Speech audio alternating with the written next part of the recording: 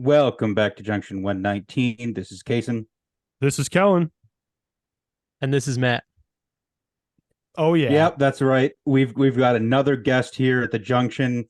This is Matt Benecke, my roommate of 3 years at the Bowling Green State University.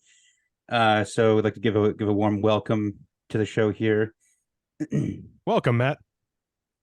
How's it going, guys? You're a longtime listener and longer time friend to Casen than myself. It occurred to me we should probably mention that the 119 and the name Junction 119 does come from the apartment that I had with other friend of the show.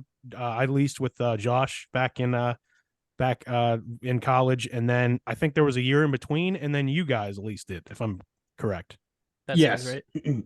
Gamble Hill number 119. So Yeah. so now all members of that apartment have been on the show.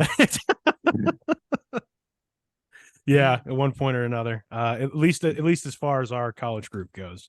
But Yeah. how you guys doing today? This is the first time we've had a guest in a while, and it's for a reason. We're going to take you through some big college, mainly a college football show today.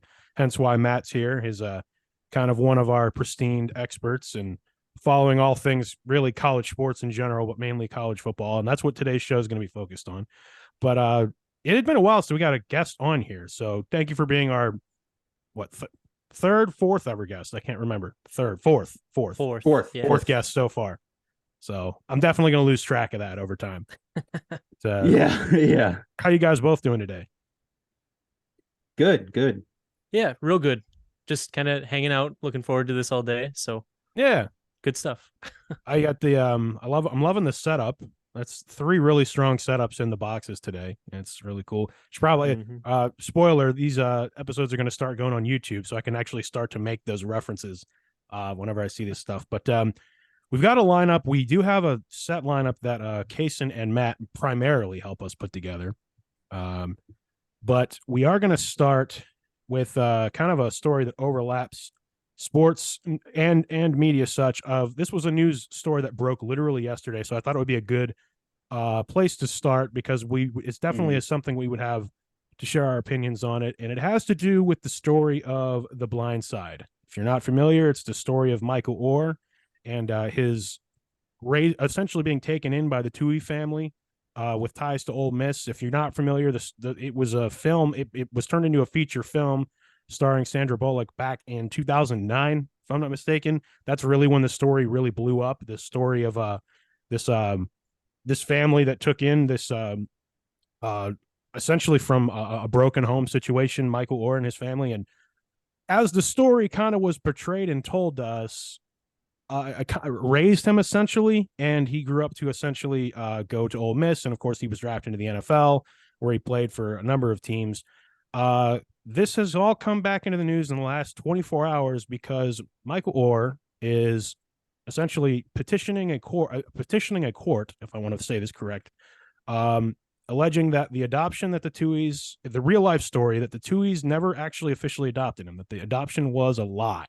That's like the headline basis. I like to usually kind of pause because I like to let Casen interject some more tidbits of news that caught his eye. Yeah. I'll just add that the quote adoption that they purported to have done was what is known as a conservatorship, which is what Britney Spears was just released from, and essentially they were claiming that it had to be a little bit of a different legal situation because at the time he was already 18 when they took him in, and so they couldn't really legally adopt an adult. So it was this conservatorship situation in which Micael Oher is alleging that they sort of lied to him what the documentation was so that they could get control over his name, image, and likeness for the basis of producing the book and the movie that followed the story. And he essentially is claiming that he saw none of the residuals from $300 million of the Blind Side film made, which blows my mind because even if ethically people think they're all in the right here, which we'll get to all that, that is so fundamentally not right when you consider that it's his story. The individual in question doesn't make any money off that. It's really, really potentially a very messed up situation. From the I think rumored numbers that I saw, based off of the percentage of box office and stuff from the movie, the Tui children made as much money off the Blind Side movie that Sandra Bullock did for being in it, which is wild. Wow, that's so really crazy. I'm those are just, I think, numbers I saw circling the internet, so I don't know if they're correct, but that would be wild if true. And yeah, I mean, I think that one of the bigger questions here is just sort of the fact of what took so long. I mean, I think in the filing and in maybe some interviews that Micael has done in the last day or so, he's said that like he only just found out about this in the last several months, which I think the huge question here is like how. like this movie came out 15 years ago, so it's like how did you just find out about this? So well, I'm not really sure. Well, and Matt, how about you interject, and then I'll kind of shift gears to my reaction to this. Sure. So I've actually never seen The Blind Side. I feel like ashamed admitting that. I know I haven't either. Like I haven't either. Don't feel bad about it. I haven't either, and I'm going somewhere with that. So go ahead. I know it's like an iconic sports story and all that, but I've never seen The Breakfast Club, and there are a lot of not anymore. Right. There are a lot of iconic movies that like I just haven't seen. So I don't know the entire story. But as far as what I read goes, it apparently, I think, did he retire in like 2016? I think is what I read today. Something around he was on the Panthers Super Bowl team, and I think he retired after that. 2015 would have been their Super Bowl. So yeah, that makes sense. But anyway, he kind of retired then and kind of like took a breath in life and like kind of gathered what was going on. And then kind of from that point, there's been some correspondence and some questions asked and answers that weren't given. That's kind of my knowledge of the situation, I guess. No, yeah, that's fine. And that's even if you've never seen The Blind Side, which I'll say I have not. And I believe it was essentially a book first, sort of like a memoir. Somebody kind of followed the story. So there was a book written by Michael Lewis, who also wrote the Moneyball book and The Big Short. Who actually, that's the big conspiracy theory, is Michael Lewis went to high school with Sean Tui in New Orleans. There you go. And so that's sort of the big, I think, conspiracy theory here, is that the Tuies concocted this plan to make up this story and have Sean's friend from high school write the book about it and then sell the movie rights. Because if you look at the timeline, the events of the adoption happened in 2004. The book was published by 2006, and the movie was released by 2009. Yeah. Right. Like from the events happening to the movie being out is 5 years. Like that is a wild timeline. It is, and I don't know how familiar you guys are, but Micael Oher has made it public before, well, like a year to 2 years in the past time, that he does not like the movie because it portrays him as being like this, as being unintelligent. Like there's a lot of falsehoods in the film that to this day he said, like, I am happy that it's inspired, but literally people treated me differently because of that movie and learning my story, but an incorrect version of it. Well, I say that because, to be completely honest with you guys, the story of The Blind Side always made me uncomfortable. Like from the moment I learned it, even back to 2009, 10 when I was in high school. And I'll just be blunt here. As a black male, it really kind of rubbed me the wrong way that this family, whom, whether they're doing it out of the goodness of their heart or like from a sense of almost white guilt, was taking in this black, student athlete, high school athlete. And then ultimately he does so well that he ultimately makes it to the NFL. It's like reaping those benefits. And I never liked the narrative that was being portrayed, even in news stories about it, that this wouldn't have happened without this family. And I say race because that's the socioeconomics of the situation and what you can pull yourself out of because of the economics of sports are that, so which allows for a story like this to happen. And so that's why I always was a little bit uncomfortable, and that's why I never had really a care to see the movie, because I thought to myself, I could never separate this whole idea of, did the Tuies do this out of the courtesy of their heart, or would they have done this at all if they didn't, from the outside looking in, see him as a potential superstar athletically? I always had an issue with that. So when this news is now coming out, not a single part of me is surprised. Not a single part of me, because my thoughts are, I think that there's definitely smoke where there's fire if you just go through all the evidence and the stuff you guys have just pointed out, in case in the stuff you ran through. But even from the outside looking in, I always kind of had this idea of, I feel like he definitely got the short end of the stick of his own story here. And just from the way people would talk about it. So if this really is what happened in the conspiracy, whether it was a conspiracy or not, it's very, very bad of the Tuohys, and there's enough bad looks in here that makes me think you guys were doing something nefarious and you knew about it longer than you're letting on. That's my I obviously haven't read the book. I don't know for sure the differences between at least the purported factual story and the movie.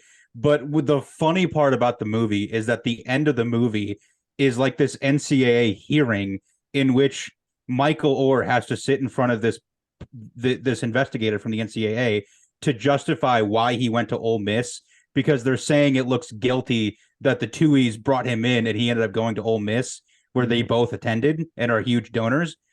And so that's very funny to me, because it's exactly what it sounds like is actually true. Well, right. That they adopted this kid to go play at Ole Miss. Right. And what, like, there's probably a situation here. Like, I think this has the potential to get pretty ugly in like a legal sense, because it has so many sad elements in here. You have a situation where he genuinely saw these people as family, and let's be real, they probably saw him the same way, at least to some retrospect. It's just, there's enough advantage taking of here that happened that whether they justified it by saying that they thought he would make millions in the NFL, unless you have a very, very long NFL career, that doesn't go as far as like $300 million in residuals to an Oscar award-winning film are in hindsight. And I think that somewhere along the lines, the economics of those just did not line up. And when you're Micael Oher, where you still have the majority of your life left, you're looking around at your business situation and saying, wait a minute. And then when you learn information like this, you're like, well, wait a minute, I need to go through those proper legal proceedings to get what I'm owed. I mean, it's not even necessarily like he's trying to come after everything. He's just like, I want a portion of everything that I should have made all this time. Right. I almost wonder if, like, for most of his career, his like business manager was somebody that the Tuohys brought in to basically run it for him, and that kind of hid some of the stuff that was going on. And so at some point he parted ways with the Tuohy provided business manager, and somebody else came in and looked at his stuff and was like, hey, there's no money from the movie in here. Yeah. Like, and that would make sense. Yeah. Yeah. And I think that right there, it also makes sense to me, guys, in the sense of, yeah, it would take this long, because sometimes it does take this long for that stuff to come to the light, especially as you get older and just you learn more about the finances, and you do shift through different portions of your life, as we all have. So I think this really sucks. I mean, all the way around. I mean, that's just, the end of the day, regardless of what anyone's wrongdoing was, I hope the truth comes out, and I hope Micael Oher gets what he's owed. What makes me really feel for him is just this idea of feeling like there's language in there that essentially says that his like family betrayed him. And when you're a guy who already was having to pull himself up by his bootstraps in his career and made what he made out of his life, it really is just unfortunate to see that it may or may not have all been on the up and up. So it's my long and short of it. Exactly, guys. Yeah, just super sad story. So I think we can stick a pin in that. We'll stick a pin in that. We'll keep it moving, but we'll revisit that as necessary. But shifting to less heavy topics, really, for the rest of the show, which is nice. Kind of had to get that one out of the way. I did stick this point in there of the bullet list I give you guys of this Barstool and Penn Entertainment news that broke about a week ago. We're kind of late to this, which is why we don't need to harp on it whole time. To be honest with you, I'm a little shaky on all the details that might have transpired since then. So Casen, if you can probably take it from here. Yeah. So from a business perspective, so it was actually right before COVID, in February of 2020. There was a huge breaking news that that Penn Gaming, at the time before it was Penn Gaming, had acquired Barstool Sports, and they were there were options to acquire more of it, and they ended up purchasing those options, so they ended up owning all of Barstool at some point.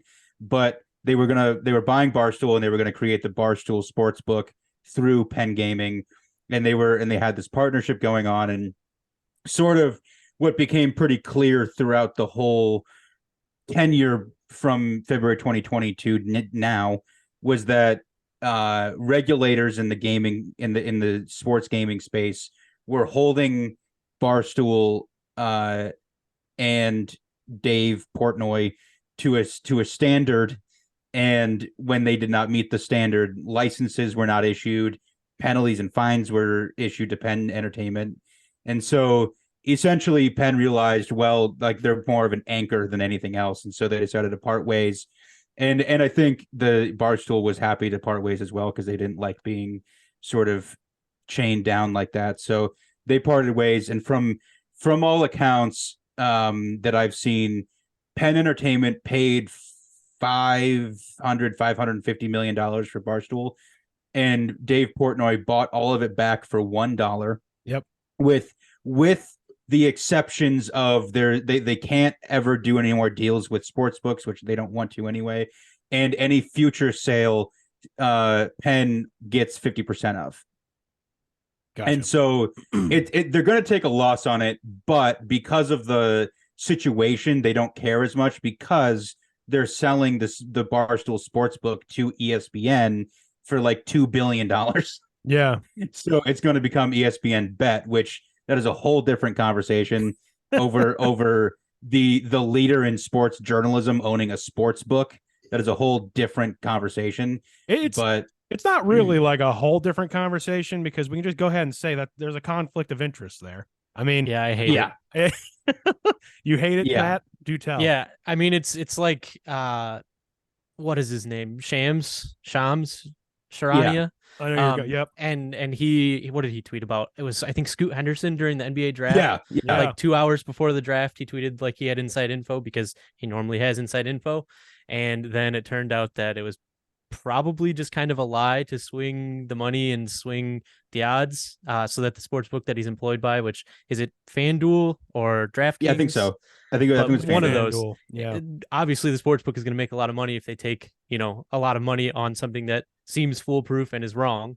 So yeah, I see a lot more of that happening, and I'd like to think that, Adam Schefter and Woj would be better than that, but at this point, who knows? There's a lot of money going around. Well, so. even then, I mean, I will. Well, let me shift back, because my thoughts are, just to make that very brief comment to what you just said, Matt. Like, even without meaning to have a conflict of interest, by doing your regular job and reporting the news, right before something that has a lot of money on it, it doesn't make you feel great that they're sourced from the same place. Essentially, is what I'm trying to say. But back to this story, I do think all this is one big story, Casen, and Matt, both of you, primarily just because there's the conflict of interest situation, but was fascinating to me to see essentially Barstool Sports, which in its own independent media company has done. Let's be real, they've done a great job. Once upon a time, I want to say a hater, but I kind of looked at them as a little bit more on the lowbrow side until then I started paying attention to the content, and I was like, oh no, this is actually more entertaining than your typical sports content. We're talking years ago now. But a lot of their brand has been propped up on gambling, and now they don't have a sports book, which I just never really thought I'd see the day where that was the case. At least for the time being, they don't have their own. I think that's kind of fascinating, personally. Yeah, I mean, and I think as far as the deal goes, is that they can't ever get their own again. Yeah. And that's part of the deal. But I think that probably makes it for a better situation, because they don't have to worry about the conflicts or any regulatory issues with that. And they can just focus on talking about it. Yeah, and let's be real, they're a media company first. So never been a sports gambler myself, but this is the direction that sports media is going, in that sports books and sports media are going to be hand in hand. And going back to the stuff we were just talking about, to your point, Matt, I honestly think that this is just the new world we live in. Right. Where it's on you to put your money down if you are a gambler. This is just another thing out there that you can control, and just by saying something, that can either influence you to do something with your bet or not. Conflict of interest maybe, but there's also still that like overhead legal protection of, yeah, but we're not telling you to do anything, Yeah, I actually just curious. I won't make you talk about where you're at, Kellan, but do you know if sports gambling is legal in your state? I do not know that, and I can do a quick search. Why do you ask though? I just was curious. I mean, I know that you said you don't gamble and whatnot. I just was curious. I haven't since our state legalized it. I did back last summer when I visited Las Vegas. I made like a $5 bet on the Warriors to win, and I won like $6. But yeah, it's fun, but it's not worth crazy risk. I did just do a quick search, and apparently it is in North Carolina. So interesting. Yeah, so that's interesting. But I also think the number of states where that is the case is also going to increase just in general. Right. You have certain states that are against gambling of all kinds legally, but then you got like that's almost looked separately than online sports gambling, which sometimes some places it is, some places it isn't. I'm not going to get into the politics, but right. Regardless, it's an interesting story and definitely a story to pay more close attention to, especially if you are out there, a listener of ours that's wanting to partake in ESPN Bet and consumes ESPN content. There's probably plenty of people who would use it that don't. So whether they'd be influenced or not, it's hard to say. But any final thoughts, you guys? I mean, I'll just add that I think the whole ESPN Bet thing is going to be a huge part of Pat McAfee moving forward. Definitely. Mm-hmm. Yeah, him and his whole crew, and I think I even mentioned on a previous episode, like the whole Hammer Down podcast.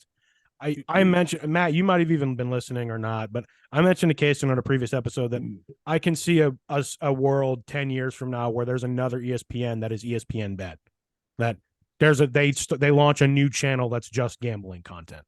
I did listen to that episode because I'm your number one fan, and I agree. There he is. He's our number one fan. So, and if it's not ESPN, it's going to be some other thing. But there's going to be a network out there that's just sports betting content, and your McAfees of the world are going to benefit big time.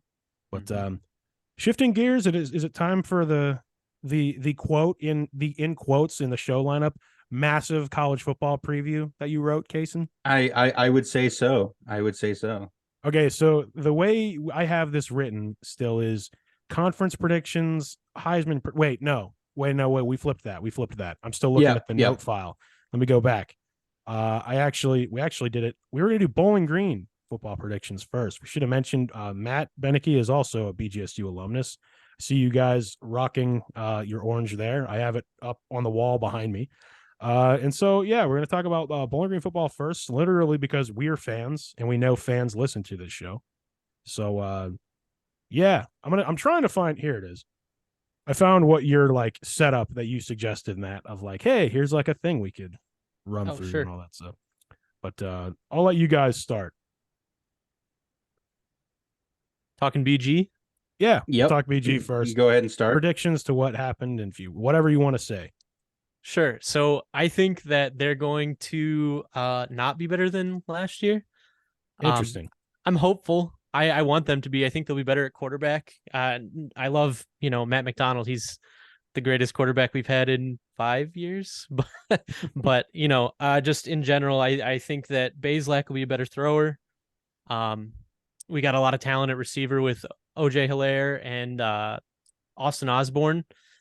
A deep running back room. I think there's like 5 guys that have played somewhat meaningful snaps. But then question marks at the offensive line. And I don't know that I trust or believe in the development there. They've recruited pretty well, I feel like, over the years, getting big bodies in there and everything else. But in general, the offensive line has been a worry for 4 years in the Loeffler era. And I worry that'll be, the thing that brings us down in the 5th year. So at least that's offense. Casen. I'm give record predictions, by the way. You don't have to do it now, Matt, but I'll get at the end as we wrap up. I'll just add that. I mean, we we lost Carl Brooks to the draft, and that was pretty much one of the few bright sides on the defense last year. And so it's just going to be kind of, how can we replace somebody like that? And I mean, to add on to what Matt said, I think that we might technically be better. It's just the MAC East in particular is kind of really hard right now. And and especially when you include Toledo, I think that we might be better technically compared to like the tape, but we lost, or we won a lot of games last year, barely, against bad quarterbacks, or against backup quarterbacks, and we're not going to be as lucky this year. So I think it's just going to be kind of, it's a tough conference right now. Being that I still work in athletics, I always try to come at things from not a spin angle, but like just an angle of like positivity. I really thought that just everyone took a fantastic step forward last year, and I want to kind of preface by saying this.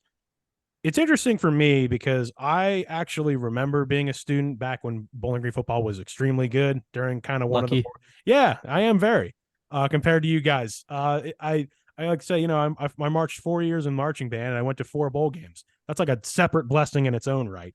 But yeah, no, it was a really, really good time. And then obviously coaches change, things go up and down. I'm not gonna go. We know where we're at right now.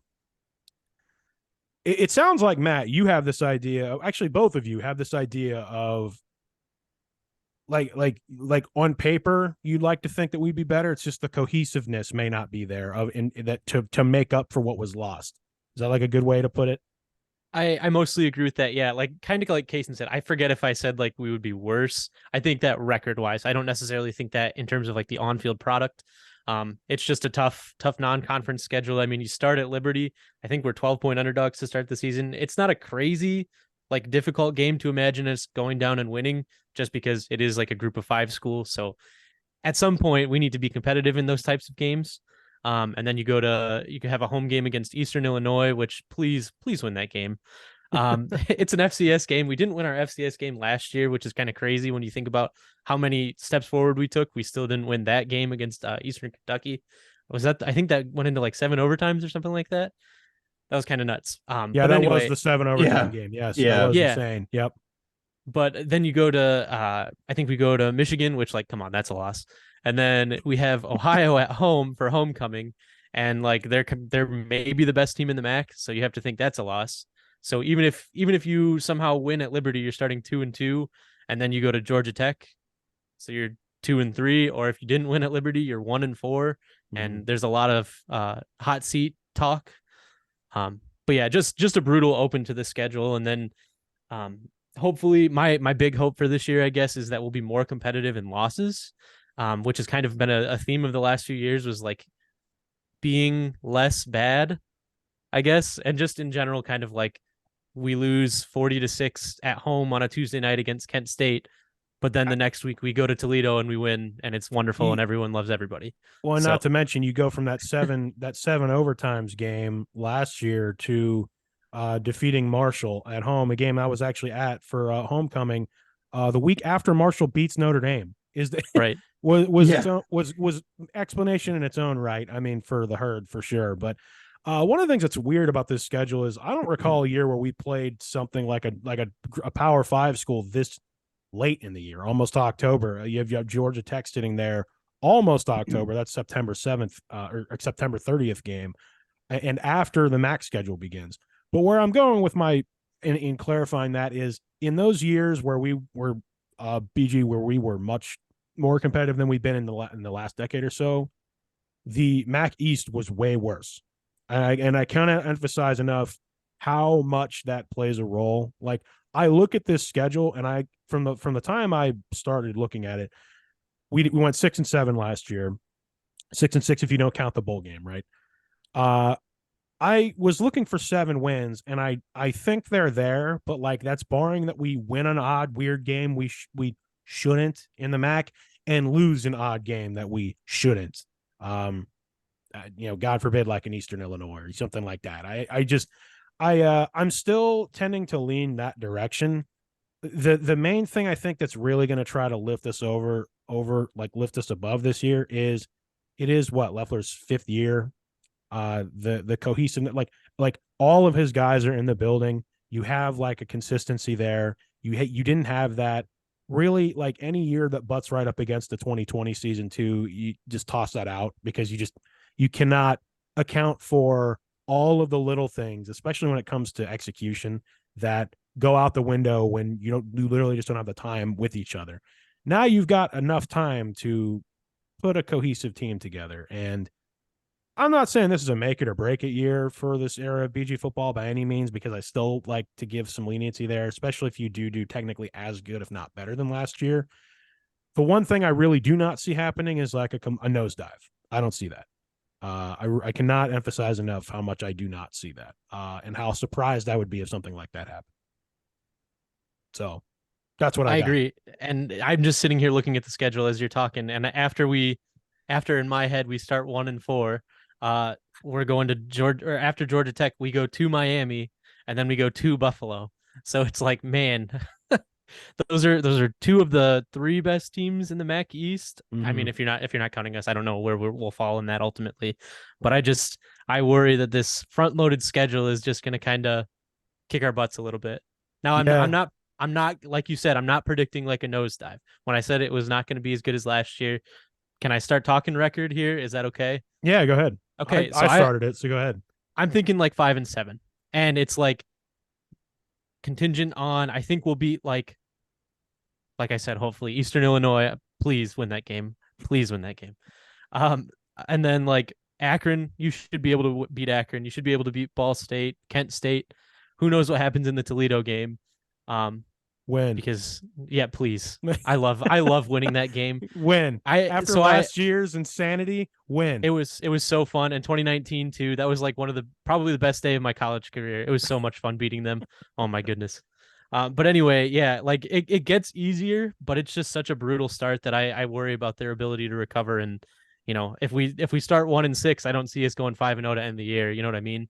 I weirdly have this idea that like Bowling Green and Toledo have switched places in the sense of Toledo now can like compete. You know what I'm about to say? Toledo can now like compete for the MAC championship, and they didn't do that back when I was going through, and BG was technically better in doing that.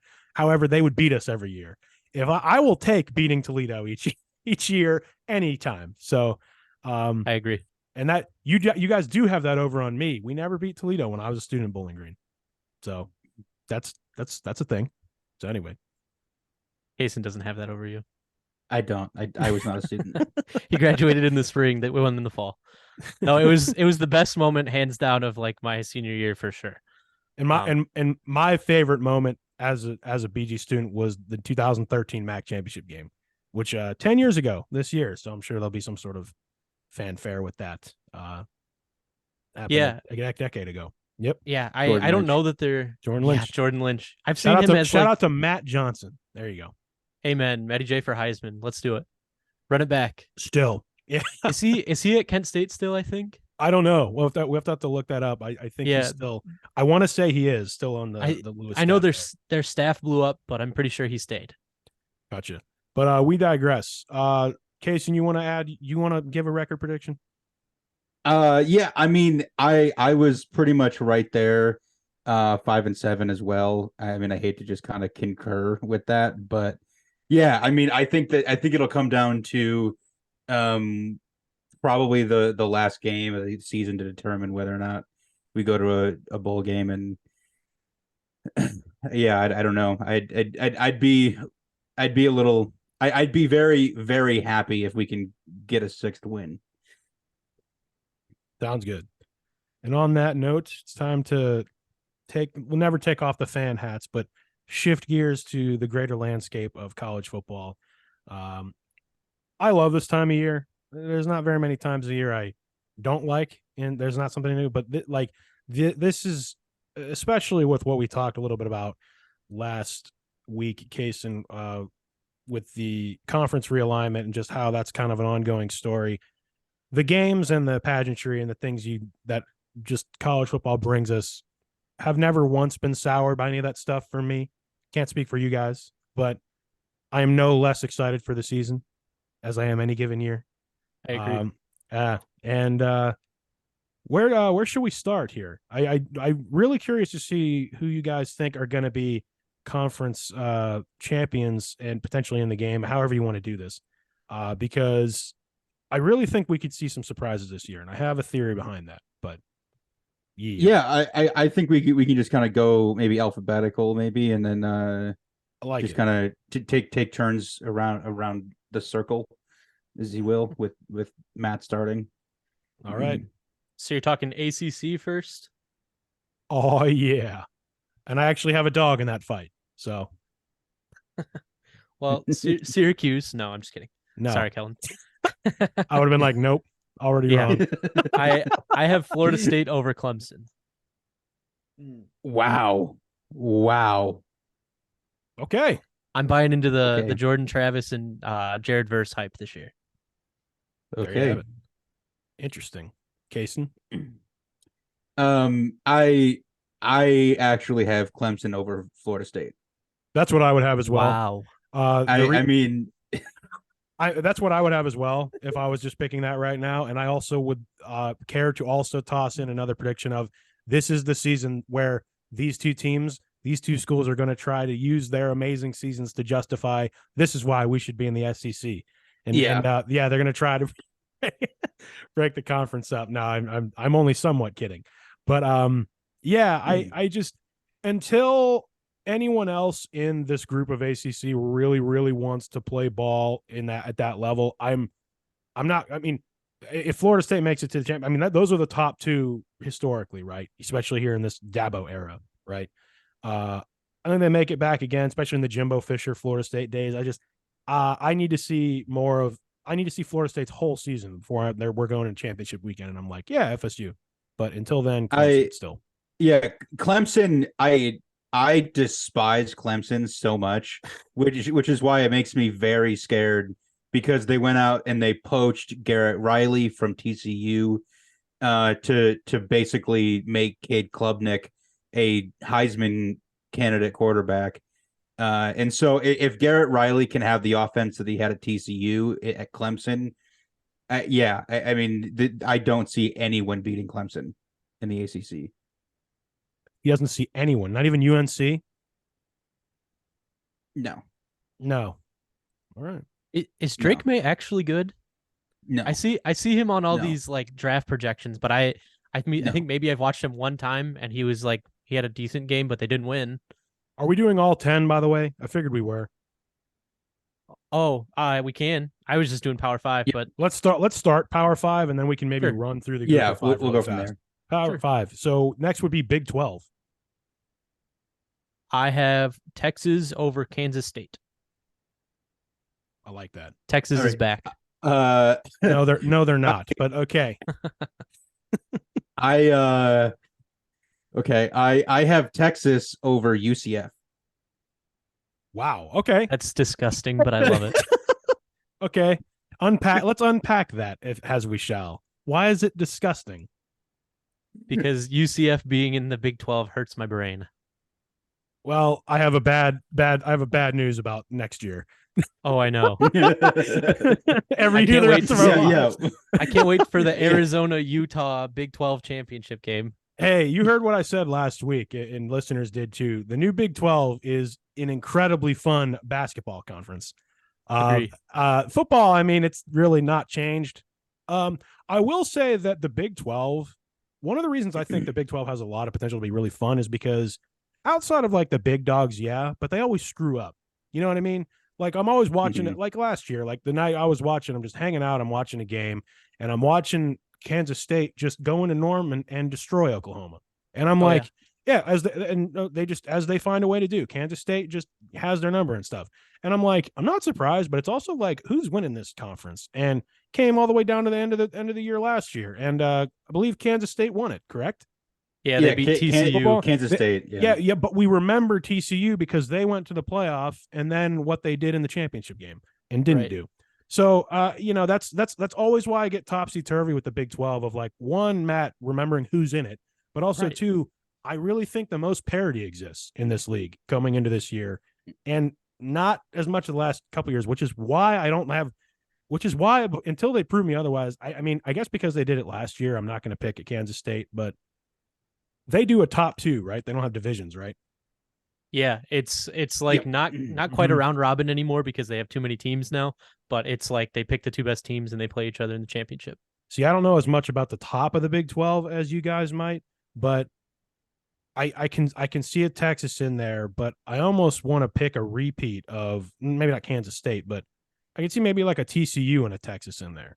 I still think TCU is really not a pushover, and if they have, I know they lose Duggan. I know they, Well, the important thing to note about that was that Duggan wasn't even the starting quarterback. That's right. Their starting quarterback went down, and so that's right. Who knows that guy's theoretically better than Duggan? So who knows what they look like this year? Right, and just the way that they've always been able to just take charge in that conference always has me kind of sitting. You know what? I think maybe because of what happened last year, TCU, the Horned Frogs carry a hunger that has them win the Big 12. And I'll say over at Texas as well. We get a couple of Texas teams in there this year. And Oklahoma. TCU Texas would be really fun. And Oklahoma does something early in the season that makes us all think, oh, yeah, that's Oklahoma. That's my other prediction. Where they lose some sort of hilarious game. I don't know. Yeah. They're at Cincinnati in September. That would be a fun one. Well, then there you go. Do we want a quick guess win total for Dion's Colorado Buffaloes? Well, hang on. They're still in the Pac-12 this year. For one more year. Yeah, I guess that's true. That is true. We will get there. I see where you're going with that. They're this not time next year. Next year. We will get to that. All right. So next, help me out. Would that be Big Ten next? Yeah. Yes. Oh Lord. The behemoth. And I know probably the conference that Matt will have the most to say about. So Matt, you can start. Yeah, so it's the best conference in college football. No, it isn't, but okay. It's the second best. It's the biggest conference in college football. You know what, though? Let me stop interrupting after this. You could be right because we really don't know who the best conference is until like week 6 at the earliest. That's true. It's the B1Gist, the Big Tenist, biggest. I like it. So anyway, I have the Ohio State Buckeyes over the Wisconsin Badgers, and I think that Luke Fickell's going to have Wisconsin pretty good in year 1. He hired a offensive coordinator, and I think it's Phil Longo is his name. He came over from North Carolina, and they like to chuck the ball around, which is very not Wisconsin. So it'll be interesting to see how that kind of develops through the year. They have a really good running back in Braylon Allen. They got Mordecai, right? Yes, Tanner Mordecai, a transfer from SMU, is their quarterback. Tanner Mordecai was putting up video game numbers at SMU. Right. So like if he's actually good, then who knows what they can do. Yeah, and in the West you need like 1 touchdown and a field goal to beat like Iowa, so you're good. Yeah. Yeah, they score 7 points and it's 2 safeties and a field goal. Well, and they have players gambling on the under on their own games. So also true. And then the guy scored the touchdown. It was to go over it. What a ridiculous predicament to be in. Yeah, that's way to interject a story from this past week, fellas. But who knows if Iowa will be able to field the number of guys of the amount of points they'll score this year. But anyway, that's true. Just in general. Casen, you go ahead next because I want to say something about what Matt just said. So right, Matt. So this year it's still divisions, and then next year it goes to the 2 best teams once UCLA and USC come in. So yeah, and so Oregon I would say, and Washington, all 4 of them are in next year. Well, yeah, I guess that's true. I can't even keep track anymore. I also have Ohio State over Wisconsin. I mean, this is probably just, us being the Ohio fanboys, but and it also just kind of makes more sense of like, it's going to come down to the last weekend in November. Agreed. With Ohio State and Michigan. That's going to determine once again who goes to Indy. So. Although Penn State's really good this year. I'm just calling it right now. Penn State 2024 is going to be a beast. Yeah, see, I got Wisconsin and Penn State in this. If I was that's very possible. That's very possible. See, I like, and honestly, literally, just because you guys picked Ohio State in that thing, and I'm just like, hey, I could be super boring and I could pick Michigan, or I could sit here and make a legitimate argument for Penn State. I like, it is going to come down to their games, obviously, within the division. They'll need to probably beat Michigan and Ohio State. Realistically, do I think they'll win both those games? Probably not. But if I'm not mistaken, this is a whiteout year where both teams have to go to, or what last year was at. So it's normally like one goes and one doesn't. So this year they play a home game against Michigan and then they're at Ohio State. And actually the whiteout this year, because you know how TV contracts run college football, the whiteout is actually against West Virginia week 1. West Virginia week 1. That's right. Yeah. That's right. Which my Penn State guys who I'm good friends with from back home would all say that's the whiteout game on paper, but every game's a whiteout in Happy Valley. I mean, it is. Mm-hmm. So that would be my interesting prediction, but my actually main prediction, if it's not Penn State, Wisconsin, would be between Michigan and Ohio State as well. But I am going to stick to that. I'll say, hey, Penn State, Wisconsin. My other actual main prediction, though, in the Big Ten this year is that Wisconsin's going to be incredible and actually could win the Big Ten. Like that's actually the really, for every reason you guys just talked about, this is going to be a new look Wisconsin team, still with all the athletes they have, and Luke Fickell's an amazing coach. I really think that if we're sitting here and Wisconsin is like in the playoff picture towards the end there, and you've got 4 Big Ten teams floating in there, in Wisconsin, all they would have to do is beat whoever it is in the Big Ten. I think that could be one of the realistic surprises of the year, where Wisconsin's sitting there in the Big Ten West, far and away incredible, and it's a battle in the East, and now you have this like, thank God we're getting rid of this divisions thing conversation happening across the Midwest this year, because I think Wisconsin has a chance to be better than they've been maybe in our lifetime this year. Like that's how good I think Luke Fickell is. But I agree with that. And I actually, when I was like going through Ohio State's schedule week by week, I actually have Wisconsin winning the regular season game in Madison. It's Halloween weekend. Ohio State plays Penn State the week before. I missed that.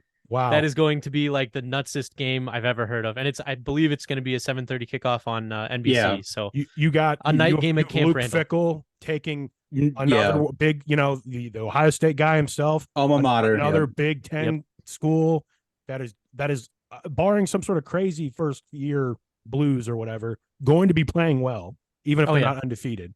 I like that prediction a lot, Matt. That's a game that that Game Day would go to if the Big Ten wasn't off of ABC now and ESPN now. That's so I guess you'll have Big Noon Saturday there, right? Something like that. Yeah, sure. But that's my main prediction, was just how good Wisconsin's going to be, and like not enough people are talking about it.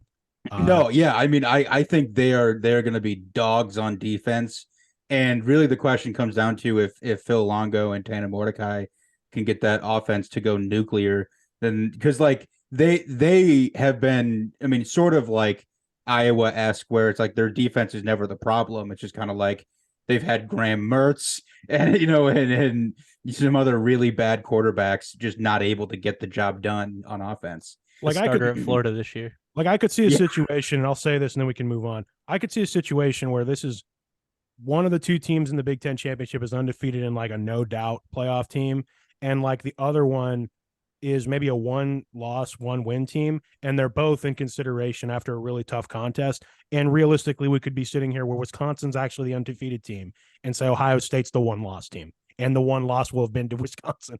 I could see that being the scenario in the Big Ten this year. But I believe that's happened before. I think it was actually Wisconsin, and then there was another time that Iowa was undefeated and would have gone to the playoff if they had won, but Michigan State beat them. I think that was 2015. Yeah. But. So moving along would be, what's the next alphabetical Power 5? LMNOP. I think it's Pac-12. Pac-12. And then SEC. Yep. Yeah. Yep. The last stand. Rip. Potentially. The last year, one way or another, the last year of the traditional Pac-12. So here it is. Yeah. Go for it, man. I think that the Pac-12 this year is deep with good teams, but there's only one elite team. And maybe that elite team doesn't even know how to play defense yet. We'll see this year. I think you might know where I'm going now. USC, and I have them beating Washington. So USC obviously returns the Heisman winner, Caleb Williams. They have the play caller from heaven in Lincoln Riley. And then on defense this year, they've actually added Bear Alexander, who's a big-time transfer from Georgia on the defensive line. So we'll see whether Alex Grinch can learn how to call a defense. He couldn't do it at Ohio State, and he's yet to be able to do it at USC. But I like them to win the Pac-12 fairly comfortably. I think maybe I have, like I said, Washington with Michael Penix in there as well. I think that they're more like a 10-2 team that like the Pac-12 kind of cannibalizes itself, and they're the ones that kind of come through the least scathed or the least, beat up. But in general, I don't view Washington quite as a playoff team like I do USC. But in general, I think it's going to be a really entertaining conference this year. Nice. Casen. I also have USC over Washington. I hate to be a copycat on that one, but the only other, I think, I love Oregon State. I mean, they could be in the mix. I mean, there's a lot of really good teams that could be in the mix. I love Oregon State, but I don't have a ton of faith in Uyunglele. And so I'm not sure. I hope for his sake he can have a little bit of a renaissance there. But also Utah could be good. Utah, whipped USC both times, but Utah doesn't have Cam Rising. They do. Oh, wait. What do you mean by they don't have him? Well, he tore his ACL. Okay. So, is he out for the whole season? I didn't realize that. I think he's coming back, but I think he's going to miss the beginning of the season. So I just read today that they named their starter and it wasn't him, and I was curious about that. That makes sense. Yeah. So if he's not, I think he might be back by the end of the year, but he's not going to be back to open the season, and who knows how long it will take for him to get back into shape. So he wears the biggest helmet I've ever seen. So like this year's USC team is like the closest thing I've ever seen to USC about to come into a season, and maybe they could resemble the dynasty that happened at the turn of the millennia there. Matt Leinart, Reggie Bush, like that era, the Trojan War, 30 for 30. Yeah. I mean, they can easily win the Pac-12 if they just play some sort of semblance of defense. Here's the thing though, it's USC. Like they always, and I don't say that like as a joke even, they always find some sort of way to lose a game late. They're always like, there's just some weird game they lose. Like you're most years I look at USC's roster and I'm like, yeah, they could easily win the Pac-12. They won't though. and there's a crux of a thing I was thinking about as both of you guys were making your points. It almost would have been better in the long-term health of this conference if they did perennially have that one team you knew was always going to be in the playoff, because that would guarantee, you know what I mean? Like one of the things that I've liked about the Pac-12 is the parity in the league. And in reality, it might be economically better if you know for a fact you're always going to have Ohio State, Michigan, or Penn State in the playoff every year. You know what I mean? USC's always going to be amazing. Any team, Oregon, any team could have taken that baton and just ran with it. And I was just kind of really thinking about that when you guys, like the one of you said the idea of the conference tends to cannibalize itself. In football, definitely. Yeah. To where the teams at the top are held back by one of the teams in the mix there that we all try to overanalyze and say, oh yeah, but they lost to this team, so they're definitely outside the top four. And it's like, well, in reality, like Oregon State, for example, that's like a 9-win team at the end of the season. And it's like, okay, what are we doing here? So that being said, I think part of me has like some sort of like Oregon still has Bo Nix. I like the Michael Penix Jr. and simply because of the connections in my past. What are you shaking your head for, Casen? Bo Nix. Bo Nix is trash. Okay, well, he's good. Right. He's a good college quarterback. He's not going to make it to the NFL and tear it up or anything. He's a good college quarterback. But I agree with something you said, Casen. I'd be more inclined to give the nod to like an Oregon State coming out of nowhere again. Not to mention with the added motivation of being one of the forgotten four in the Pac-12. Like I wouldn't like if some team like that says, you know what, let's just go on a warpath and embarrass everybody this year. Oregon State would be the team that I would pick to do that. You know what I mean? That being said, I'll go with what you guys said to be safe. I will go with Washington and USC as well, although I have more faith that Washington will be there than USC simply because ridiculousness. Oh, but I'll go ahead and say this. Washington wins it. That's I how I'll like flip it. it up. Interesting. Yeah. That'd be 2 years in a row that USC is probably a playoff team, and then they get to the conference championship, and then it ends. Yeah, it's Yeah. it's right on brand for them. And and my thoughts are, and I'll just go ahead and say this: they better enjoy making it to a conference championship now. Period. Very true. If you know what I mean. Oh yeah, very true. Those all 4 of them on the West Coast better enjoy the potential of being able to do it now, because it ain't happening anymore after next year, which is a whole other thing. I don't know if this actually helps them or not, but they do have Cliff Kingsbury on staff at Lincoln Riley Coach Rehab School as the quarterback coach for USC now. So he after he got $50 million from the Cardinals and he went to Thailand, he came back and signed up to just go be the quarterback coach for Lincoln Riley. So there you have it. Next up would be Southeast Conference, an area of the country that I'm in now. So this is interesting. All right. Yeah, this is probably definitely going to be a huge contentious one. Mm-hmm. Vanderbilt. No, I'm just kidding. I have Georgia over LSU. I like that. And the reason for that is Georgia's schedule is so bad. They play like Ball State's like the 3rd best team they play, it seems like. They have a tough game, I guess, with I think it's Ole Miss, and that's in November is their first ranked opponent. And then the week after that they play, I believe it's at Tennessee this year. So that could be an interesting game. Tennessee's 12th in the AP poll, so it's like a medium level test, although I wouldn't expect Georgia to lose that game. So anyway, I think they'll be 12-0 going into Atlanta for the SEC championship game. And then on the other side, I have LSU, and they have a really interesting game to open the season against Florida State. That'll be Sunday night of Labor Day weekend on ABC, which is always kind of a fun game to watch. Although it's not to get sidetracked, but it's not on campus. It's in Orlando, which is kind of weird. I don't love those non-conference neutral site games, but I know that they're kind of just a fact of life now in college football. But anyway, they open with that. They have a tough one with Alabama, of course, every year. That seems to be a great game between LSU and Alabama, but I think they're going to win that one, and I think that they'll probably be like an 11-win team going into Atlanta as well. And like I said, I have Georgia winning that game ultimately, but I think it could be a good one. LSU has a really good quarterback, and I believe his name's Jaden Daniels. He was a transfer from Arizona State last year, and he's a really athletic dude. And I think of the image of last year's SEC championship game of him just getting like picked up by a much larger, Georgia defensive lineman. But in general, yeah, that's that. I see Georgia winning the SEC and being 13-0. Boom, Casen. I will agree with you on Georgia winning, but it's so much of a coin toss based off of who comes out of the West. I'll be different just to be different. I think it'll be Georgia over Texas A&M. That I think there's a potential that they've had some really, really great recruiting classes. They had injury at quarterback last year that I think kind of derailed them a decent amount. And you saw, I think it was Max Johnson was the quarterback that they ended up on at the end of the year. And I think he was a true freshman.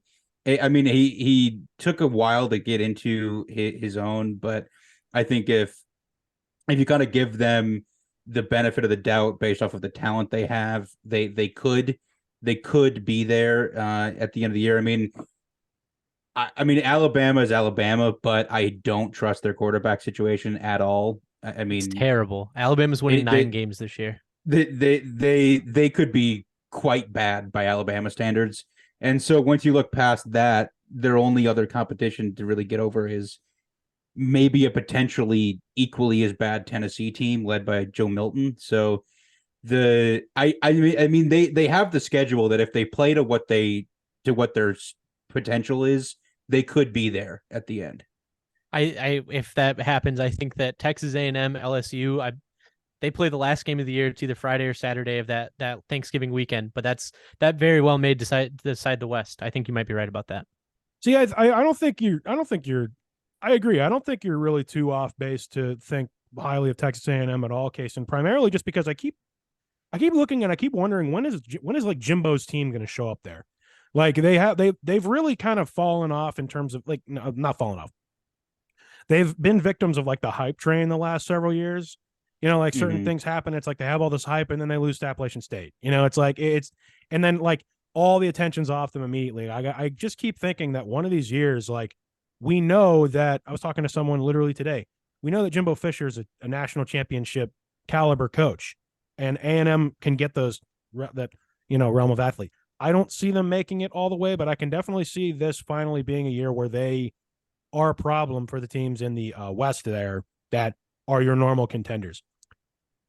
One of you said the thing, Alabama's Alabama, but what is Alabama nowadays? Less than Georgia. That's what they are.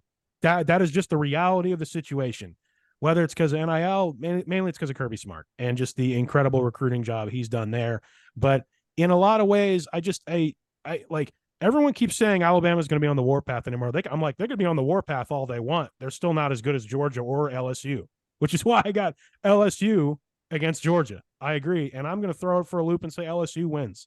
I think Brian Kelly's squad could take a really, really ballsy step forward this year, especially with the way and the tenacity they played with last year in some of those really hard-fought games. I thought, if you told me that this team was going to be, like you said, 13-0, Matt, at the end of the year this year, I'd be sitting here thinking, how did none of us think this was going to happen? Now, beating Georgia is going to be the biggest hurdle they'll face all year, barring Georgia's the same way.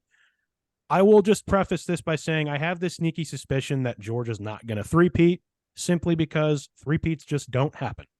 When they happen, they're like an era in time, man. Like, especially in college football. That's why I mentioned it earlier. The Trojan War thing was such a big deal. Because like even the potential of doing it is something. But until it happens, I'm just going to sit here and think, you know what? There's a reason it doesn't happen. Could even be in the playoff. But, yeah, I'll pick LSU over Georgia. I'm trying to look and see if I get that. Alabama has three-peated. I don't think that. No, they haven't. Alabama hasn't even. We consider them the standard of college football. I was just saying in the years. Saban era, they have not. They never they've never three-peated. Nope. It's so incredibly hard in college football to do that in any sport, but especially college football right. to do that. Now, I will say that every Saban class, I think until one of the current ones, can make the claim that at some point in their 4 years they won a national championship, going back to when I think he arrived at Alabama. That I think is still going on until there's like a 4-year gap, which, and counting. We're 2 years in, right. and counting. Still a lot ways to go there. But even in those eras, those amazing teams they had, they never three-peated because it's like it's just so it's next to impossible to do that. Right. I mean, you win almost 72 games across 2 years. I mean, the toll it takes on student athletes is just insane. And I just don't see it happening for Georgia either. Right. It might be in the game with a lose. Go ahead. I'm sorry. Yeah. You're good. You talk about the Golden State Warriors in the NBA. They didn't ever three-peat. Nope. They didn't. They won in 15. They lost in 16. They won in 17 and 18. And then they lost again in 19. So it's so hard. When you're at the pinnacle of the sport, it is like impossible to do it 3 times in a row. 3 times, and counting is just insane. Like just everything we've seen come out of Athens this offseason tells me that they are not in the headspace to win again. No, I don't know how deep we want to go into speeding, traffic violations, and everything like that. But we all know what happened. But go ahead. Right. Yeah, in general. So their quarterback is Carson Beck this year, and he's a quarterback that won the job 2 years ago, and then at some point was replaced by Stetson Bennett. So how I guess the opinion that I have on Stetson Bennett may be different than everybody else. I think he's an okay quarterback. He's one of those that's a good college quarterback, but I don't expect him to be much of anything in the pros. But anyway, so you lose. It's a guy that's lost out to Stetson Bennett. And then you throw in Brock Bowers, who's a really, really good tight end, probably the best tight end in college football this year. But other than that, they lost Jalen Carter. They've lost basically their entire defense from that 2021 all-time defense, which was basically the 85 Bears playing against children, is what it looked like at times. But in general, I feel like they're just destined to take a step back this year. Also losing their offensive coordinator Todd Monken to the NFL. So it seems like it's time for Georgia to be a really good team that loses in the SEC championship or wins the SEC championship and then loses in the playoff. Yeah. So So let's fly through these group of fives. We can, and honestly, for this, you can just kind of say your champion and give a few reasons, if you want to. Starting in the American, go for it, Matt. Who won the American last year? I have no idea. I would say like Cincinnati, but they didn't win it last year because they weren't quite as good. I don't think. I'm literally like looking to see who's in the American anymore. Well, aren't they in the Big 12 now? Oh, yeah, exactly. So I got it. I got it for you. So Tulane. Oh, Tulane. Yes. Yeah. Back to back. That's easy. I forgot Tulane was in there. They actually beat USC in the Cotton Bowl. Mm-hmm. Yeah. I also actually did pick Tulane to win this. I looked as well, and I also had Tulane. For the reasons of that, they have a solid team returning this year. Lack of any real major competition to dethrone them, and their logo's amazing. So facts. Moving on. Keeping it Conference USA. Yes. Yeah, that would be next. What conference is? Oh, I was about to say James Madison. They're in the Sun Belt. Honestly, like if it's not the MAC, I don't know the G5 as well. Feels like UTEP was good last year. UTSA. Those aren't the same school. No, those are two different schools. Yes, correct. UTEP and UTSA are not the same school. Correct. Yeah, I know. No, so the only thing that I know that's about the Conference USA this year is that Alabama plays on the road at South Florida USF, like in week 3 or something like that. Yeah. It's so weird. Wait. Is USF even? No, they're in the American. Why? Oh, because they're playing Western Kentucky. Sorry, I just blew this all up. Western Kentucky is who I'm going to go with. Western Kentucky is also who I have, and I think they could be like a 10-win team. I'm just mildly annoyed because you just kind of sat there and came to the same realization I did, actually really thinking about this. And I thought I had like a hot take here. No. Yeah, Western Kentucky. I mean, well, they didn't win last year. The Western Kentucky, Tyson Helton, Yes, and their quarterback is unreal, and he's going to put up an insane amount of passing yards against Ohio State in week 3. Just throwing that out there. Let's do the MAC last. Let's go Mountain West next, and then we'll do the Mid-American last. Oh, I wasn't prepared for G5, so go ahead, Casen or Kellan, and I'll get I'll just go ahead and say Boise State. I mean, when you're talking Mountain West, it's probably going to be one of Boise State and Fresno State, one of the two. Yeah, so I'll just go with Boise State. I was going to pick Fresno State on that regard, but if they're playing anyone, it'll be Boise State. Yeah, so. I think they played each other in the championship game last year. And honestly, like just shouting out, like Fresno State's weirdly, since we've been alive, been like one of the most consistent football programs in the United States. Like Boise State has 2, but I mean, like Fresno State was like the WAC went through them. And then they got to join the Mountain West after that kind of dissolved. And every year the Mountain West has somewhat gone through the valley there. So I'll just finish the Mountain West for us. I have San Diego State. Hey, okay, there you go. Okay. And to be honest with you, San Diego State was one of the teams schools, I should say, we touted as like, hey, maybe you guys might want to join the Pac-12. That is if they were going to take the path of probably hardest resistance, honestly. Well, they tried. I know. They tried to join the Pac-12. They almost paid $17 million for the conference to implode a week later. Kind of nuts to think about. That is crazy. That is very funny. Wow. Someone would be getting fired. Probably. And last but never the least, one of the best. I think we know. Mid-American Conference. Oh, Sun Belt first. Oh, Sun Belt. That's right. That's right. I mentioned it, but I screwed up. I screwed up. Okay, so Sun Belt. I have James Madison because they're in the Sun Belt. I also have James Madison because they are angry. I still don't think they're even postseason eligible, which is still annoying. Right. But I think they're gonna lay waste to the conference because they are a very good team. Game day was in town for Appalachian State. Was that against JMU or was that a different game? I can't remember last year. I thought so. I'm not sure. Interesting. I think honestly, this is going to come down between Troy and Coastal Carolina, if I had to be honest. simply because I think Coastal will fall off a cliff, but I kind of did some reading today about projected wins, and that's kind of what I'm basing my group of 5 winners off of, really. I'll go Troy Trojans over Coastal in a repeat game, although I could see someone else sneaking in there, but Troy for sure.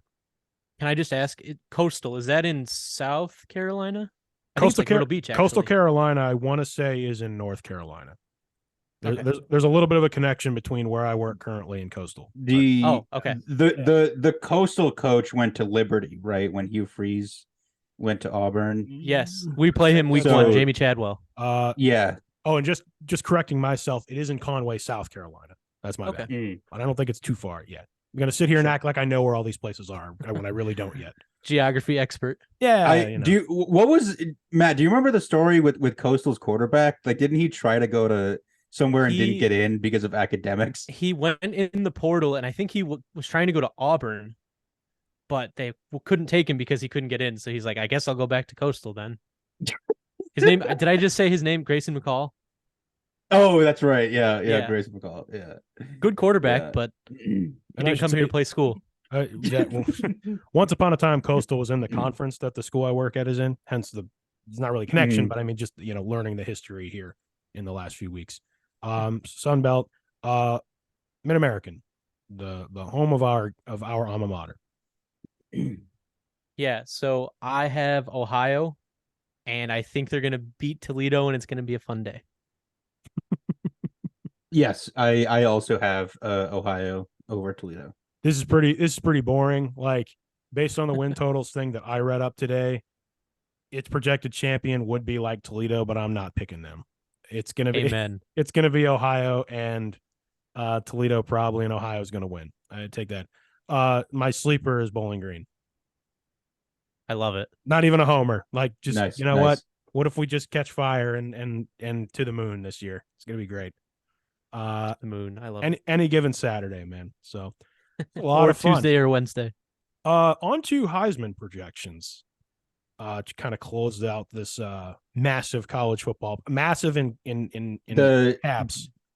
Before we do that, you want to do the playoff predictions? You know what? Yeah, let's go ahead and do that. Just say who your 4 are. So Matt, just lead up with your 4. Okay, number 4, I have USC. Interesting. Should I continue? Yeah. Okay. So number 3, I have the team that is back in Texas. Number 2, I have Georgia, and at number 1, I do have Ohio State. No bias at all. No. Casen, you want to go for it? I don't really know how possible this is, but it's going to depend on how the season shakes out. At number 4, this is really hard to do. I'm just going to go ahead and say, like, I agree. Yeah, just with the parity that we've shockingly seen this happen in the last few years. I was thinking about this today. I was like, this is kind of hard to predict because there's always a weird team in there, like a fourth. That's true. One. Yeah. Texas. I have number 4 Michigan, number 3 Georgia, number 2 USC, and number 1 Ohio State. So you have an Ohio State Michigan rematch in the playoff? Yeah. I love it. Oh, my Lord. Our state would burn. The losing state would burn. Amen. Yeah, because that would I swear the college football gods have been trying to conspire for that to happen for I don't know what, 200 years. And if it ever actually happened, it would be like the ultimate thing to happen. This is kind of tough because I'm trying to keep it in line with what I picked, but just out of this is kind of hard. But based on what I picked, I guess my number 4 would be. I'm gonna do that. I'm gonna go number 4, Wisconsin. I'm gonna go number 3. Let me just get this right. Because I had the 2 and the 1. Let me skip past it. I'm sorry to do it this way because I'm trying to. You guys can help me with who would be available there towards the top. Because Wisconsin's number 4. I have Ohio State potentially at number 2, and then I have like it would be Ohio State or Michigan. But for the sake of conversation, I'll say, well, actually, I said Penn State. in there. So, but I'll stick to it for now because I did the conference prediction. Let's go Ohio State number 2, and then number 1. I'd have to go LSU based on the SEC champion that I picked, because the other weird thing would be if Penn State was in there. Because if I get Penn State and Wisconsin, I think 3 and 4 would be between those 2 Big Ten teams, which leaves like the secondary SEC team, which would have to be Georgia.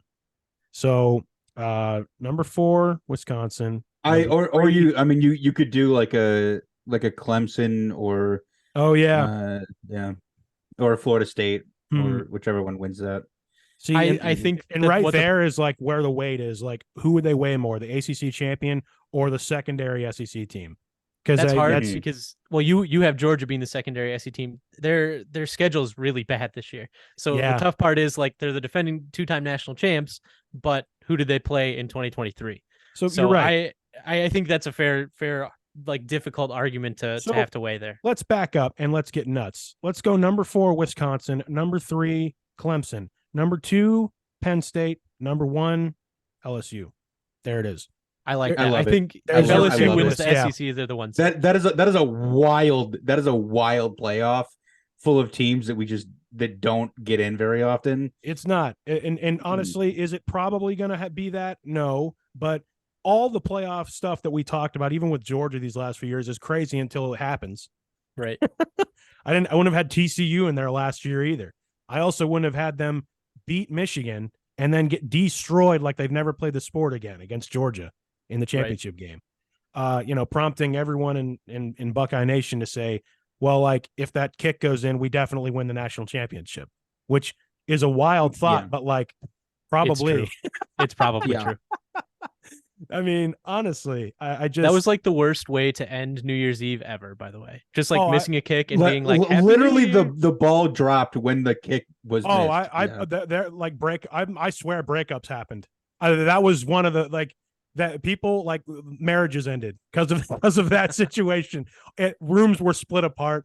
Ball drop in this room. You guys go in the other room to watch the game. No, you guys go into the other room to watch the ball drop. We're not taking our eyes off this game. So for that to happen, and just the contrast between like Athens to Atlanta being like elated to Columbus being sad, and how quickly that could have been the other way. Like, yeah. But then again, that's why we love it, man. But I think you're going to have your combination there potentially of your 2 Big Ten or 2 SECs in there. I agree. Primarily. So now Heisman. Who are your Heisman predictions? So I actually made like a top 4, like as though they're the 4 people that are going to New York. Yeah, that's what I was hoping you were going to do. And I ranked them because that's the type of thing that I do when I'm sitting around and I'm thinking. So at number 4, I have Michigan running back Blake Corum. He very possibly could have won the Heisman last year if he didn't get hurt against Ohio State and not play in that game. And then at number 3, I have the defending winner, Caleb Williams, the quarterback from USC. So being a Buckeye, I can't pick somebody to win twice because Archie Griffin's the only one person that's allowed to do that. But anyway, speaking of Buckeyes, at number 2, I have Marvin Harrison Jr., the wide receiver out of Ohio State. I think he's going to be the best player in college football this year. I just think that it's such a quarterback-dominated award that it's so hard to get a receiver for it. Even though, yes, we did see, I believe it was 2020 that Devonta Smith out of Alabama, the wide receiver, won it. Yeah. But anyway, it being a quarterback-dominated award, you're gonna think this is so disgusting. Number 1, I have Quinn Ewers, quarterback from Texas. I don't think that's disgusting at all. Yeah. He would be in my top 2. Like I would agree with that. I mean, my top 4, this isn't really in any particular order. I think until proven otherwise, I think Caleb Williams is the assumed favorite to win again. So I have Caleb Williams, and then I have also Quinn Ewers and Michael Penix Jr. as the quarterbacks, with Marvin Harrison Jr. as the, I guess, like default non-quarterback attendee that's not going to win. The fun pick. Yeah. Yeah. And who wins it, Casen? I'll just go with Caleb Williams. I mean, it's just the attention, especially with how far eroded the legacy of the Heisman Award has fallen. Yeah. It's essentially like who's the most popular player in football now. And so they're just going to give it to Caleb Williams because he plays for USC now. He's got Go ahead, Matt. I just was gonna quickly say about Caleb Williams. He has like the Patrick Mahomes play style that people like to talk about. So he's always gonna have highlights and everything else. He is, like you said, the odds-on favorite. So that's what people like now, and it doesn't mean that he's necessarily going to be everything that Patrick Mahomes is or anything like that. But in general, that's the comparison that he gets, and that's why the hype is what it is. I'm on record many, many, many times in my life, especially in the last 10 years, saying that the Heisman Trophy is not given to the best player in college football. It's given to the one with the most media attention. I agree. That just and it's always whoever the quarterback of like the championship winning team is, or one of the teams in the playoff. That being said, that's why I kind of want to give my prediction, sort of like I've been doing this whole time we've been going through here today. I want to make it a little bit more fun. So I am going to go Michael Penix Jr. I think could put up enough highlights to get the nod to go to New York. I'm going to go. I also am going to go Quinn Ewers because if Texas is any semblance of back, he's going to be the savior and he's going to get a lot of feature time this year. Like I'm thinking in terms of media attention. I'm not thinking in terms of play. Like you said, like you guys said, I'm thinking in terms of highlights. I can also see Caleb Williams is going to be there. That'll, I guess, be a number 3 for sure.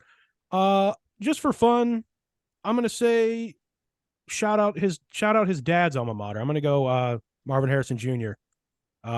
Wins the Heisman, does something insane, like catches the ball through his legs or 4 times this year, and has some create like sometimes all you need to do is make like the winning play of some sort of insane game. To this day, I swear that's the only reason Robert Griffin III won the Heisman. And then he went to the camera at the end of the game and said, I think Baylor won its first Heisman tonight, basically solidifying it because he knows how to play the game. He knows how to play the media. And just, I remember thinking, oh, okay, well, I guess he's going to win it now because he said that.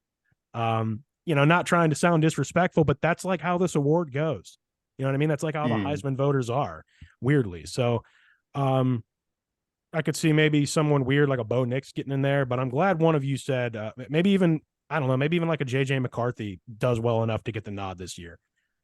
Typically those system quarterback guys don't get the Heisman or don't get the nod because I swear Heisman voters and Heisman nominators are like, is his ridiculous play the reason they're this good? Yes.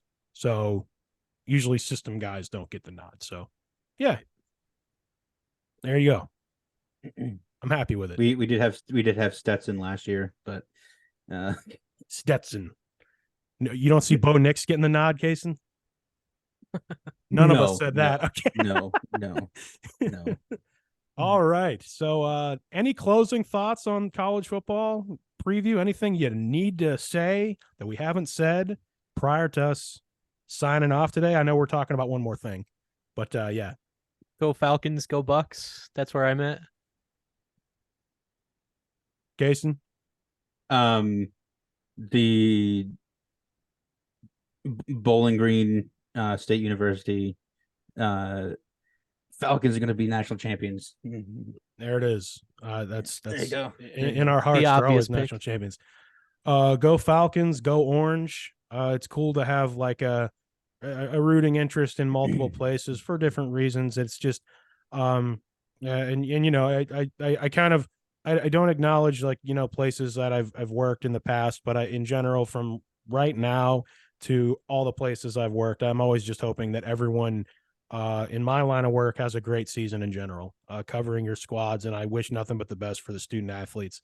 It is something we have that is innately very American and very, very much like our own culture. Just it's so ingrained in our sports culture. And I swear, I'm not trying to make this too ridiculous or cliche, but like the whole America rolls on like an army of steamrollers line, from Field of Dreams. It's like things continue to change in college football, but like the games are just always fire. And it just every single year, it's just that's never gone away. And I don't think it's ever going away, regardless of how the business changes. More than it's the best. It's the best level of the best sport. College football. I love it so much. Best level of the best sport. That's what including NFL. Oh yeah, I would go to a I would college agree. football game any day over the NFL. I No, would agree. like I love my Steelers back Yes, here. our Steelers. Thank you Our very much. Steelers, that's right. Yes.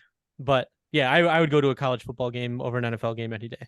Yeah. I mean, I could almost go to a college game without having any rooting interest. I cannot say that for the NFL. I'm on record also saying that it's hard for me to watch an NFL game if the Steelers are not one of the teams, or it's not just red zone.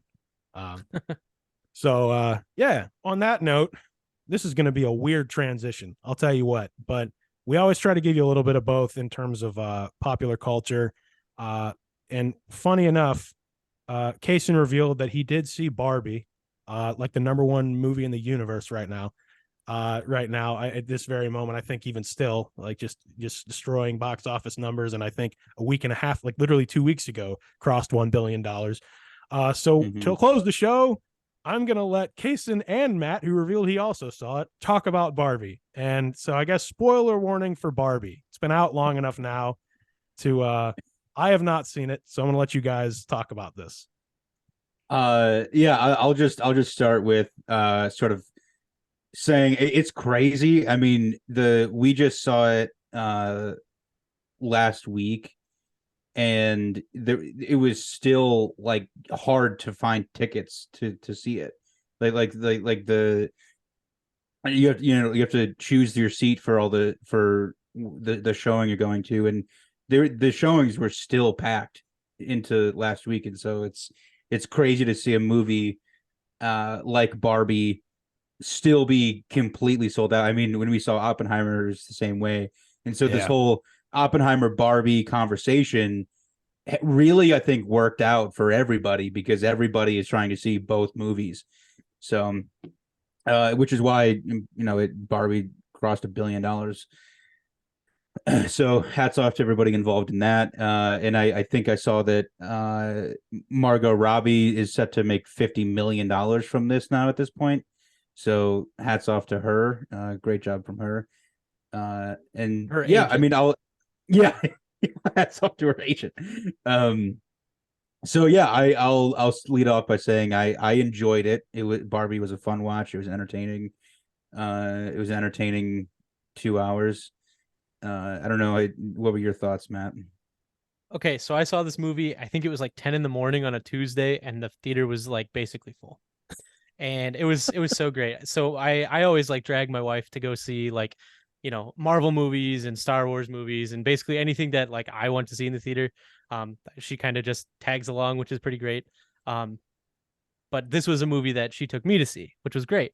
And I loved it. I thought it was so funny. Will Ferrell as the villain, I guess, as the head of Mattel was really interesting, kind of a weird role for him, but just in general, I thought it was such a funny movie, so goofy, so like they don't really make comedies anymore, or at least in the way that they used to, where like you could go to the theater and see a comedy. Now they're all on streaming and everything else.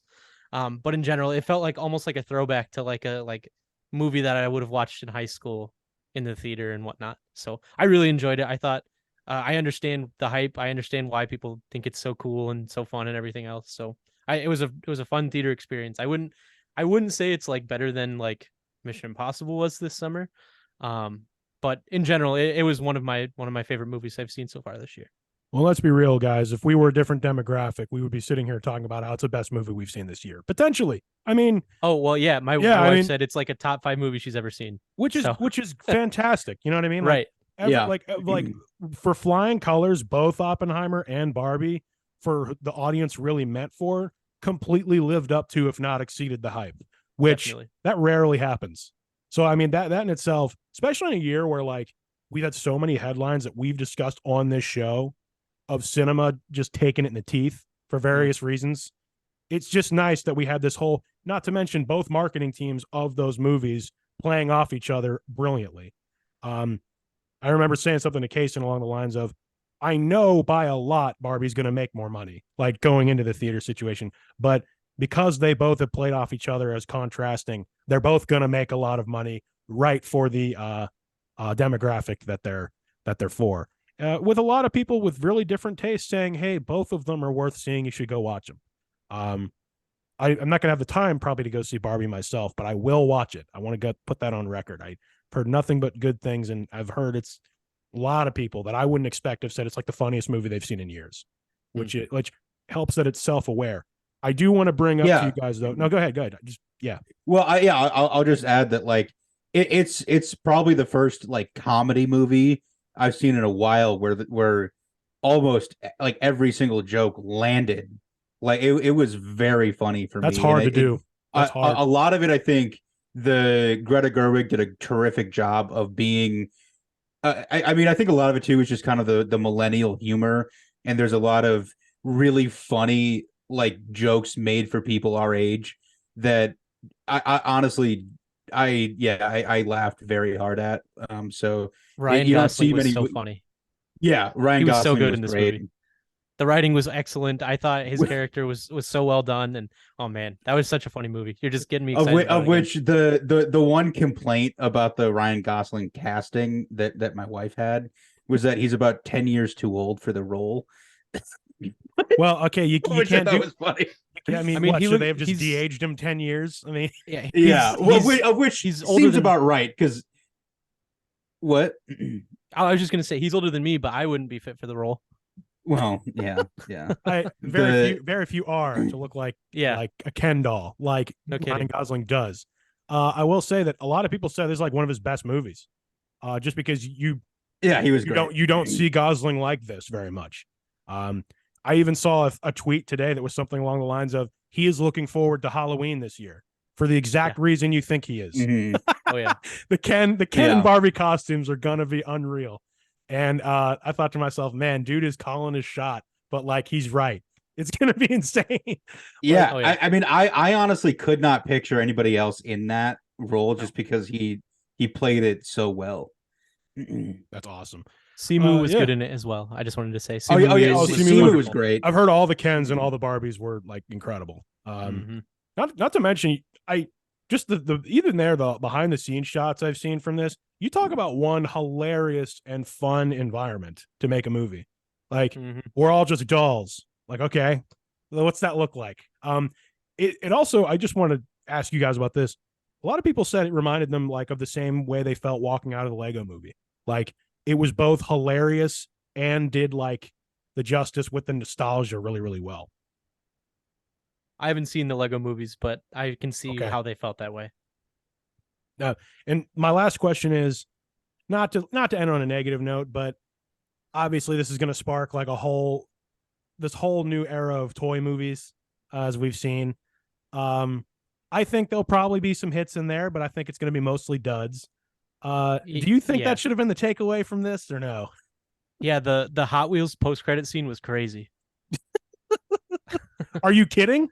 Yes, I'm joking. Okay, I know you haven't seen it. I was going to say you need to indicate whether or not you're joking about things like that in this day and age. Yeah. The credits ended and just said Barbie will return. Yeah. J.J. Abrams just comes on screen. It's like you guys ain't seen nothing yet. Hot Wheels coming 20. It's like coming whenever the strike ends plus 3 years. Right. Oh my God. I mean, I don't know. I don't know for sure how many toy movies there'll be about it because this wasn't really like exactly a toy movie as much as it was more about the toy, if it makes sense. Like it wasn't like like it was the point of the movie existing was because of the story that was to be told, and not like let's just make a Barbie movie. Because there were many other ways to do it, but this actually had like a really interesting story. And I mean, even hats off to America Ferrera. I mean, I mean, she's been just grinding kind of forever since Ugly Betty, and she actually had a really great performance, and so good for her. She's Ugly Betty. I didn't even realize that. Yeah. What? You don't know that? That's crazy. No, I didn't know that. That's crazy. That was a long time. I mean, for you guys especially, that was a long time ago. That was I just pulled that up, and you when you look up America Ferrera, the first thing that comes up is Ugly Betty. And yeah, I mean that was 2006 to 2010. Wow. Yeah, I mean that's 17 years ago. Yeah, I was in sixth grade when that show came out. So, the one last thing I'll ask you guys is this a movie that lends itself to a sequel? Like, are we going to see like this franchise go that direction? No, I mean I don't think so. I think that there's too much money to be made to not, and it'll probably be like a terrible sequel, but I'm sure that they will. I mean, they did a second Lego movie that I have not Yeah, seen. they probably will, but they shouldn't. No. Yeah. There's not like a story that's like ready to be picked up. It would have to be a completely different thing, and who knows, maybe lightning strikes twice, but there sort of is. I mean, they could. I mean, like they could extend the story based off of where it ended, but I mean, I don't think it would do very well. But like me not having seen the movie, that goes for every film. It's like, yeah, but should you? Like, that's true. in that regard, I'd almost rather them do what they're going to do by taking it to other franchises and try to replicate the success with other franchises rather than let's just beat the Barbie franchise to death. That's fair. Yeah. So sounds great, guys. Very, very happy by the sound of that. I will ask, I'm not asking you a review. Have you seen Oppenheimer, Matt? I have not. Okay. But I plan to. Like you said with Barbie, I plan to with Oppenheimer. It's just, 7-month-old at home and everything. Exactly. It's different. It's different now. The one thing I will say to everyone who's listening, and people who've seen Barbie would probably say the same thing. If you're going to see Oppenheimer, you have to see it in theaters at least one time. It's like people who I told that about Top Gun Maverick last year. I'm like, if you didn't see it in theaters, you missed out. That was an incredible movie. Yeah, it's the best movie I saw in 2022. So I guess the last thing here is to thank you, Matt, for joining us today. It was a good time. Anything in particular you want to say or shout out, or we always give this time to our guests, pretty much anything you want to. Yeah, I just want to like shout out the show, I guess. I mean, I always listen to it kind of in chunks while I have my son nap on my chest. I'll throw in a headphone and listen to it, and it's fun to have a microphone to be able to talk back instead of whispering under my breath when I hear something that you guys say that makes me laugh or that I agree with or anything like that. So yeah, just real good time on here. I hope to be back at some point. We'll see, but I really enjoyed this, and I'm glad you guys are doing what you're doing. I look forward to posting about it on my Instagram story tomorrow. There you go. Yeah, for sure. And yeah, Matt, we really thank you, Matt, for just being a great supporter since we started this side project. And even as things have shifted around in my life this year, I always went in with the idea that I was going to continue this no matter what. Even for, I mean, the consistent people that do listen every week do genuinely like hit us up about it. And you're one of those very vocal people always putting our show out there. So nice to finally have you on here to be able to feature yourself with your own takes on this. What's that? It was one more thing I was thinking to say. Oh, I wanted to make sure I just told we do have a YouTube channel now. Casen took the incredible initiative of setting that up for us. So you can now watch this show.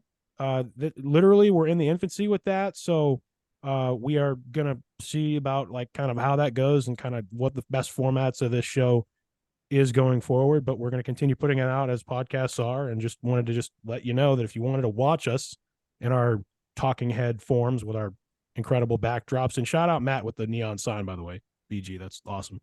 All getting unique. I've had to kind of mix mine up, but just wanted to let the audience know that was out there, in addition to thanking you for watching, listening, all that stuff. So anything more, you guys? Casen? Yeah, I'll just tell everybody, hope everybody has a great week. And thank you for listening or watching or whatever. And to you, Matt, I hope that we can get you back on for some college basketball. Oh boy. Bowling Green. Todd Simon. Bowling Green over Duke. Bowling Green over Duke, yes. National champions. Please just once in my life make the tournament. And yeah, that's a whole other thing. That's like a whole other thing. And but what's nice is we know we can talk to you about a lot of stuff. So yeah. We hope you have a great week. Let us know your takes as well. If you agree, disagree, reach out to us. What do you got this college football season? But we're not that far away, folks. We are within a month of it returning, and we'll get it, and we'll get NFL in full swing. And it's nice to be able to do this show during the college football season, or during a football season in general. So on that note, this is Kellan. This is Casen. This is Matt. And we will see you again at the next stop.